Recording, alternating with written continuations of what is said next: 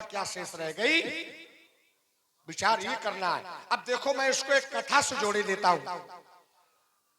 मेरे पिता ने हमें आदेश दिया, जाओ जाकर के अपनी माता का शिरोच्छेदन कर दो।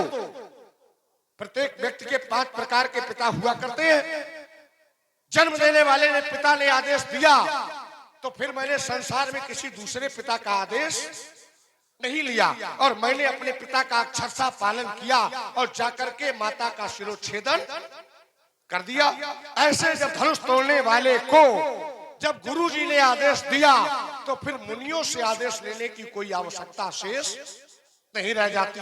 और आगे बढ़े, राजकुमार का प्रश्न आया, कहा महाराज जो धनुष तोड़ने वाला है वो कोई साधारण नहीं है। आप कह रहे वो बिलग आ जाए, वो अलग हो जाए, वो तो अलग है। और कहा कैसे है, तो कहा वो जो धनुष तोड़ने वाला है, उस धनुष तोड़ने वाले के जो वक्षस्थल पर जयमाल पड़ी हुई है, उस जयमाल को आप देखें। जब उस जयमाल को आप देखेंगे तो वो इस समाज में सबसे अलग आपको प्रतीत होगा। अब विचार ये करना है कि जो धनुष तोड़ने वाले के वक्षस्थल पर गले में जयमाल पड़ी हुई है, वो काहे की पड़ी हुई है, ध्यान देना है।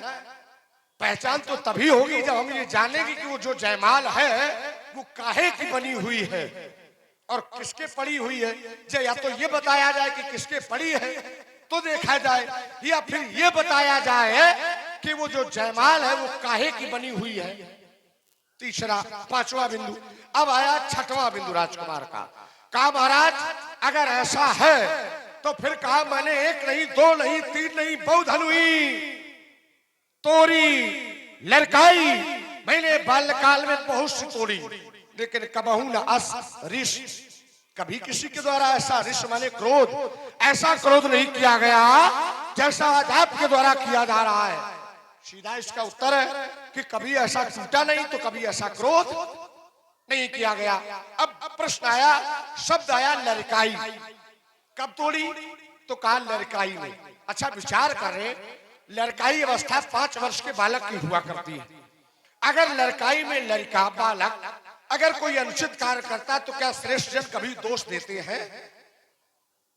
जो लड़का कछ वचगर करही तो गुरुपित मात मोद मन भरही, लेकिन कभी व्यंग और उपहास नहीं करते हैं। जैसे बालक छोटा है और अपने पितामह की गोद में बैठा है, अर्थात बाबा की गोद में बैठा है और बाबा से कहे बाबा आप घोड़ा बनो, तो फिर बाबा घोड़ा बन जाते हैं। और फिर बालक ऐसा हो जाए देखो, और फिर कहे कि बाबा घोड़ा बनो। बचपन में तो बहुत बने हो, बचपन में तो जहां मिले वहां घोड़ा बनाया हमने आपको। कहा यही कह रहा, जहां मिली तहां तोड़ी, जब मिली तब तोड़ी। तो जो लड़काई में कार्य किए जाएंगे ये आवश्यक नहीं कि बड़े होने पर युवावस्था में उनकी पुनरावृत्ति की जाए। अंतिम बिंदु आया राजकुमार का। कहा महाराज यही धनुष पर ममता, क्या आपको इस धनुष के प्रति कोई ममता है। इस धनुष के प्रति हमारी कोई ममता नहीं, इस धनुष के प्रति हमारी है श्रद्धा, इस धनुष के प्रति है हमारी आत्मीयता, इस धनुष के प्रति है हमारी श्रद्धा, लेकिन ममता नहीं है। क्यों, क्योंकि ममता जो संसार से की जाती है, ममता खराब नहीं है, ध्यान देना। अगर वो ममता संसार से की जाएगी तो ये ममता कष्टकारी है, लेकिन अगर ममता परमात्मा से की जाए, परमात्मा से जुड़े हुए विग्रह से की जाए, परमात्मा से जुड़ी हुई वस्तु से की जाए, तो वो ममता ममता नहीं रह जाती, वो ममता श्रद्धा का रूप ले लेती है। क्योंकि संसार से जो ममता की जाती है, तो आचार्यों ने सांसारिक ममता के 10 स्थान बतलाए। जननी, जनक, बंधु सुखदारा, तन, धन, भवन, सुहृद परिवारा। अगर यहाँ पर ममता की जाएगी, कहाँ कहाँ, जननी अर्थात माता, जनक अर्थात पिता, बंधु अर्थात भाई, सुत अर्थात पुत्र, अगर यहाँ पर ममता की जाएगी तो ये ममता कष्टकारी है। इस ममता को आचार्य संज्ञा देते हैं मोह की, और आचार्य कहते हैं कि मोह सकल व्याधिन कर मूला, यह मोह समस्त व्याधियों की जड़ हुआ करती है। लेकिन अगर वही ममता परमात्मा से की जाए, परमात्मा से जुड़ी हुई वस्तु से की जाए तो परमात्मा तो स्वयं कहते कि ममता मम पद कंज। अगर परमात्मा से की जाए तो वो उपासना के रूप में होती, और अगर संसार से की जाए तो वासना के रूप में होती। अस्तु रे बालक कालवश, अरे राजा के लड़के तू काल के वशीभूत हो गया। बोला तो ही न संभाल, तू संभाल करके नहीं बोलता धनु ही शम तप्राण धन। कहां तेरी छोटी छोटी धनुइया और कहां मेरे गुरु बाबा का विशाल आयुध विदित सकल संसार। चलिए, बड़ा सुंदर सा प्रस्तुतिकरण भार्गव केसरी मुख से निश्रित होने वाले वाक्यों को उपस्थित भक्तों ने सुना। आप बड़ा सूक्ष्म सूक्ष्म चिंतन करते हुए आपने अपनी चर्चा रखी कि दीर्घ विस्तारवाद न हो, छोटे छोटे शब्दों में चले। चलिए, बहुत सुंदर साधुवाद। लेकिन महाराज, जो हमने बात पूछी उसे आपने नकार दिया। यही चिंता का विषय। हमने कहा यही धनु पर ममता। हमारी एक ही जिज्ञासा थी, पूरे समूचे मूल बिंदुओं में एक जिज्ञासा थी, ममता के ही हेतु। तो आपने कहा हमें ममता नहीं है, श्रद्धा है, श्रद्धा। अब जरा ऐसे समझ लीजिए उपस्थित भक्त, ध्यान दें, श्रद्धा और ममता का अंतर क्या है। आप लोग विदुषी लोग हैं, विद्वान लोग हैं, ज्ञानी जन हैं। ममता और श्रद्धा दो बिंदु बनते। श्रद्धा का स्वरूप समर्पण है, श्रद्धा का स्वरूप बलिदान है, और ममता का स्वरूप प्रतिशोध है, प्रतिकाम है, बदले की भावना है। अच्छा, जिसके हृदय में श्रद्धा होती है उसे प्रतिशोध व्याप्त होगा, ये बदले की भावना उसके हृदय में उत्पन्न होगी ना। नीत कहती है श्रद्धावान लभते ज्ञानम। जिसके जीवन में श्रद्धा होती है उसे ज्ञान की उपलब्धि होती, ज्ञान की प्राप्ति होती, ज्ञानार्जन होता है उसके जीवन में। अच्छा, ऐसे न मानो तो दूसरा भाव, श्रद्धा का स्वरूप है त्याग अथवा समर्पण। तो माता पार्वती को श्रद्धा का स्वरूप संबोधित किया गया है। भवानी शंकरौ बंदे, तो श्रद्धा, तब विश्वास भगवान शंकर। तो माता भवानी श्रद्धा की स्वरूप है, और श्रद्धा के स्वरूप ने कहा महाराज तो ये बलिदान नहीं है, ये इस प्रकार का कि न तुम्हारे जे है सब राजा, यही आपकी श्रद्धा है। हमने बात रखी थी केवल ममता कई हेतु, तो आपने कहा ममता नहीं है, 10 स्थान पर ममता होती है। तो क्या लक्ष्मण जी का ये बिंदु असत्य है? जो लक्ष्मण जी की ओर से जिज्ञासा रखी गई, यही धनु पर ममता, तो क्या ये लक्ष्मण जी का बिंदु असत्य है? लक्ष्मण जी को नहीं पूछना चाहिए ममता, लक्ष्मण जी को जान लेना चाहिए श्रद्धा है आपके जीवन में है। आपने 10 बिंदु बताए, जननी जनक बंधु सुत दारा, तन धन भवन सुहृद परिवारा, ये 10 स्थान ममता के। लेकिन ये संसार के 10 स्थानों की ममता जब समेट ली जाए, एकजुट हो जाए, तो इसका भाव क्या है? सब कर ममता ताग बटोरी, ये समस्त तागों को बटोर कर एक रस्सी बनाई जाए, और मम पद मनहु बांध बर डोरी, उस डोरी से जो अपने मन को परमात्मा के चरणों में बांध देता है, तब परमात्मा स्वयं स्वीकारता है, ते सज्जन मम उर्वस कैसे, लोभी हृदय बसे धन जैसे। तो महाराज ये ममता या तो समेट ली गई हो, और जब तक समेटी नहीं गई तब तक तो ममता ममता ही है, श्रद्धा नहीं है। एक बात और इसमें जोड़ दूं, श्रद्धा के अभाव में किया गया दान, जप, तप, स्वाध्याय, योग, तीर्थ सेवन सब असफल है। दया दानम तपस तीर्थम ज्ञानम यज्ञ क्रिया तत्सर्वम निष्फलम याति, ये सभी निष्फल है श्रद्धा भावे बिना। श्रद्धा और भाव के अभाव में ये किए हुए तप ये सफल नहीं है, निष्फल है, तत् सर्वम निष्फलम याति। तो जहां तक श्रद्धा की चर्चा है महाराज, तो श्रद्धा में जियो। और श्रद्धा का प्रतिशोध ये नहीं है कि न तुम्हारे जे। श्रद्धा कहती है हमारा प्रिय धनुष टूट गया, बढ़िया है कि नहीं? हमारा प्रिय धनुष था, हमारा विरोध है। आपने कहा किसी का विरोध नहीं है, केवल हमारा विरोध है, क्योंकि इस धनुष से हमने धनुष विद्या का ज्ञान किया है। तो जहां तक धनुष विद्या का ज्ञान आपने किया है, तो आप व्यक्तिगत हैं, तो फिर इस प्रकार का बैर विरोध क्यों कर रहे हैं? आपने कहा कि हमारा विरोध, चाहे जिस एक पक्ष में पूरी समाज है और ज्ञानियों की समाज जिस पक्ष में खड़ी है, और एक पक्ष में आप खड़े, तो क्या समाज से ज्यादा आपका मूल्य हो सकता है? समाज समाज है, और समाज के मध्य में धनुष तोड़ा गया है। तोड़ा गया कि नहीं तोड़ा गया है? आपने एक बहुत अच्छा चिंतन दिया था कि एक योगी ने ऐसा संकल्प लिया था कि हम अपने संकल्प को नहीं तोड़ेंगे, माने जीवन में ब्रह्मचर्य व्रत का खंडन नहीं करेंगे। और उन्हें अपने व्रत को तोड़ना पड़ा। क्यों तोड़ना पड़ा? विचार कर ले।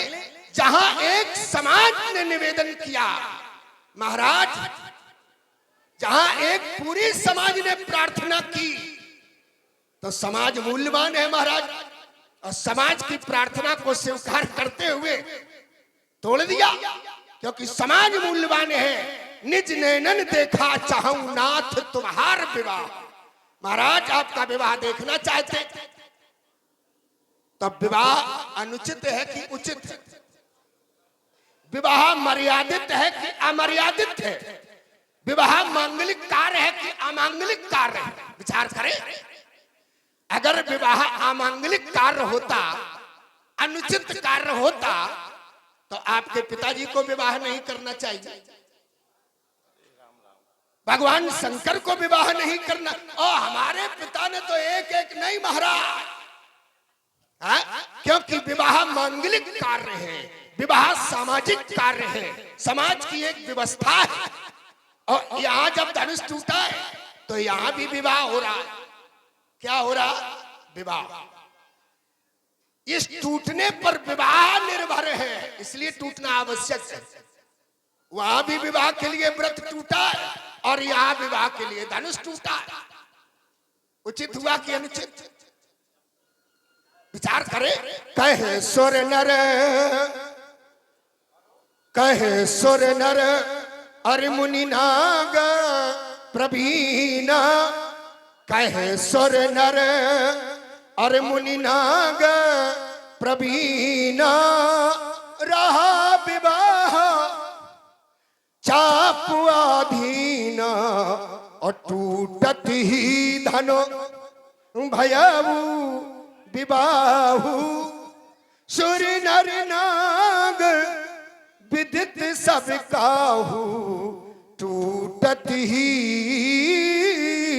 धनु। धनुष टूटने पर विवाह निश्चित था, तो महाराज धनुष टूटना इसलिए आवश्यक था क्योंकि विवाह मांगलिक कार्य है, और ऐसा मांग है इसलिए महाराज विवाह हुआ। दूसरा भाव, एक बहुत सूक्ष्म चर्चा आपने रखी।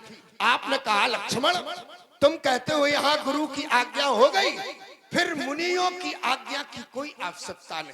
हाँ, आवश्यकता नहीं है। गुरु महान है। गुरुर ब्रह्मा, गुरुर विष्णु, गुरुर देव महेश्वरा, गुरु साक्षात परब्रह्म, गुरु से बड़ा कोई नहीं। लेकिन धनुष तोड़ने वाले ने अमुख मुनिन सन आयुष मांगा। इस पर जरा चिंतन करें। एक तो मुनिन शब्द का भाव है मुनि मंडली से, कि मुनि मंडली से आयुष मांगने का समुचित भाव यह है कि जन समर्थन चाहिए। समाज के मध्य में कार्य हो रहा है और समाज का समर्थन नहीं होगा तो बात बिगड़ सकती है। जन समर्थन चाहिए, तो इसलिए या यो कहें इसको दूसरे भाव में। दूसरे भाव यह है कि धनुष तोड़ने वाला इतना सम्मानित व्यक्तित्व है, इतना सम्मानित व्यक्तित्व है कि समाज का भी सम्मान कर रहा है, मुनि मंडली का भी सम्मान कर रहा है। मुनिन सन, कोई छूटने ना पाए। और ये आयुष वचन से नहीं है, ये आयुष बोलकर नहीं मांगी गई है कि कहा गया हो कि आप हमें आज्ञा दें। ये मना आज्ञा मांगी गई है, मना स्मृति से स्मरण करते हुए आज्ञा मांगी गई। तो महाराज ये भी अनुचित नहीं है। सम्मान करना बड़ी बात है, और जो सम्मान करता है वही बड़ा है महाराज। ये बात है कि नहीं है? दूसरा भाव, जहां तक आप कह रहे हैं, रेन बालक काल वश बोलत तो ही न संहार। तो महाराज धनु ही सम त्रिपुरार धनु, यहां भी आपने धनु और धनुष को अलग अलग देखा है। सम त्रिपुरार धनु, क्यों? क्योंकि ये विदित सकल संसार, ये धनुष संसार में विदित है। हमारा बिल्कुल विदित है, लेकिन धनुष तोड़ने वाला भी संसार में विदित है, छुपा नहीं है।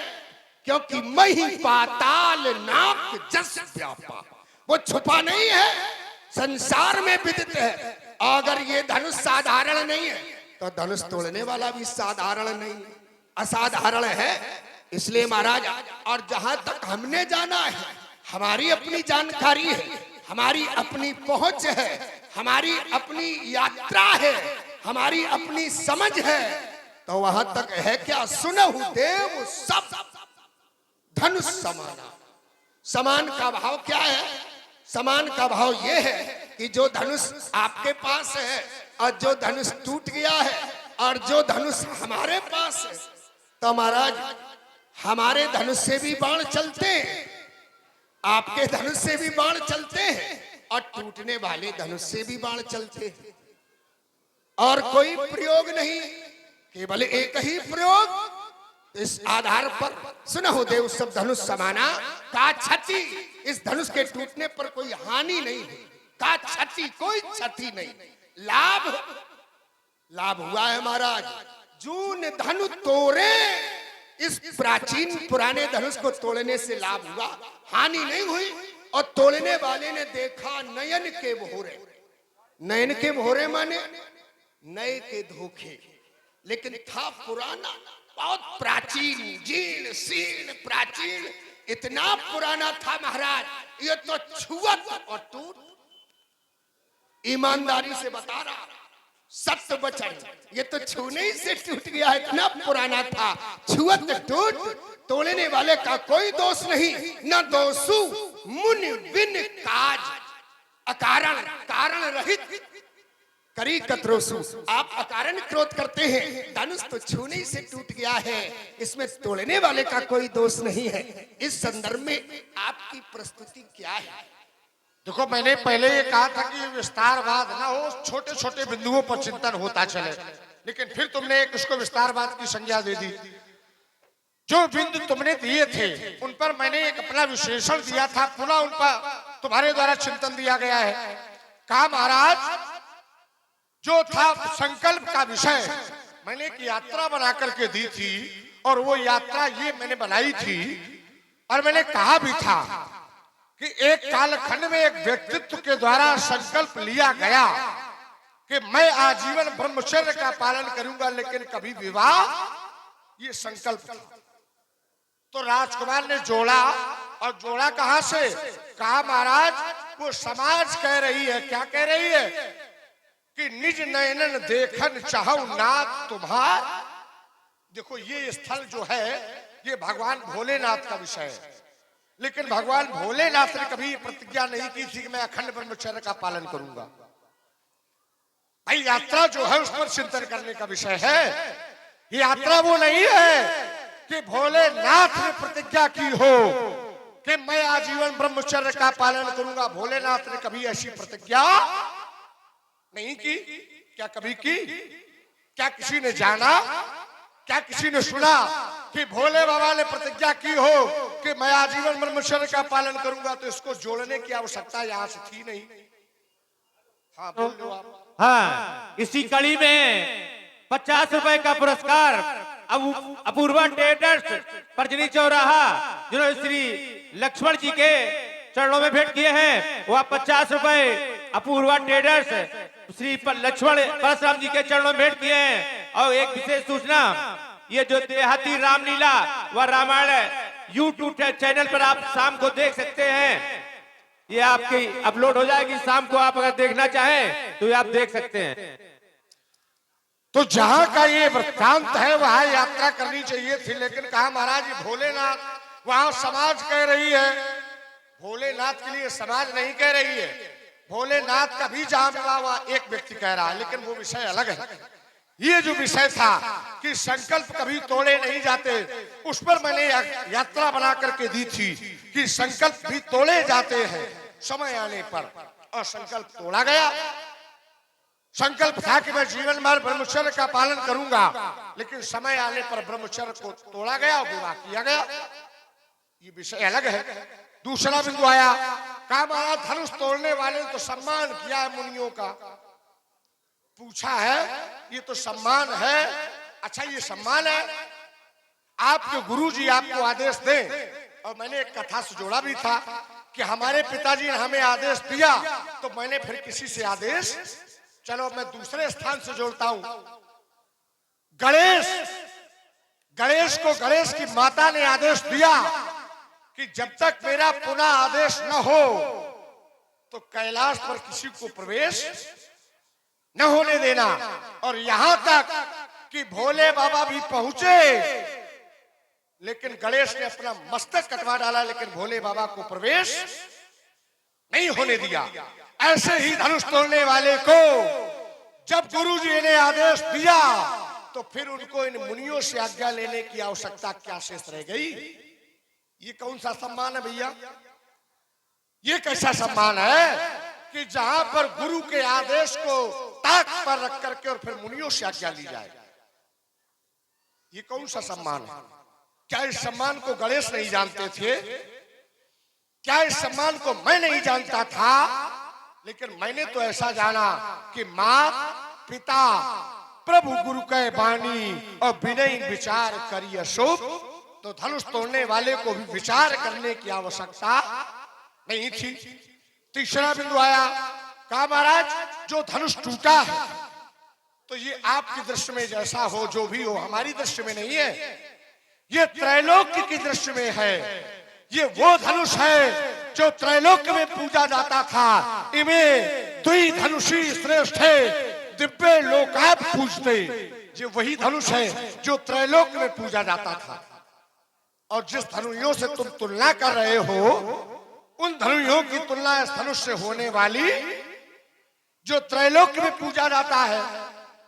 अब मैंने प्रमाण भी पढ़ दिया, इमे दुई धनुषी श्रेष्ठ दिव्य लोकाप पूजते। ये दिव्य है, ये अलौकिक है और ये त्रैलोक्य में पूजा जाता है। तुम्हारी एक भी धनुही जो तुम्हारे द्वारा तोड़ी गई, तुमने, तुम्हारे पिताजी ने, तुम्हारी माताजी ने, तुम्हारे पारिवारिक किसी भी व्यक्ति के द्वारा अगर पूजा की गई हो तो उत्तर करना। पहला। दूसरा, कहा महाराज जो ममता विषय पर राजकुमार ने चिंतन दिया, कहा ममता जो होती वो प्रतिशोध लेती है और श्रद्धा में कभी प्रतिशोध नहीं होता। बोलना चाहते हो आप? हाँ बोलो। हेलो, इसी कड़ी में कुछ हमें सहयोग प्राप्त हुआ है। 101 रुपए जसवंत कुशवाहा जो परजनी निवासी हैं उनकी तरफ से प्राप्त हुआ है। 200 रुपए डॉक्टर विक्रम सिंह जो सरला मऊ निवासी हैं उनकी तरफ से प्राप्त हुआ है। और 1100 रुपए राजू दिवाकर जो श्रद्धा होती है वहां प्रतिशोध होता है और जहां श्रद्धा होती वहां प्रतिशोध नहीं। अब देखो इसको भी हम जांच रहे हैं। जहां ममता वहां प्रतिशोध है और जहां श्रद्धा वहां प्रतिशोध नहीं है। अच्छा भोले बाबा जो हैं, क्या भोलेनाथ ज्ञानी नहीं है? क्या भोलेनाथ के हृदय में ममता है? क्योंकि राजकुमार ने एक सूत्र पढ़ा था कि श्रद्धावान लभते ज्ञानम। जो श्रद्धावान व्यक्ति होते हैं वो ज्ञानी होते हैं और ज्ञान को प्राप्त करते हैं। तो कहा वहां पर प्रतिशोध नहीं होता है जहां पर श्रद्धा होती है, और जहां ममता होती है वहां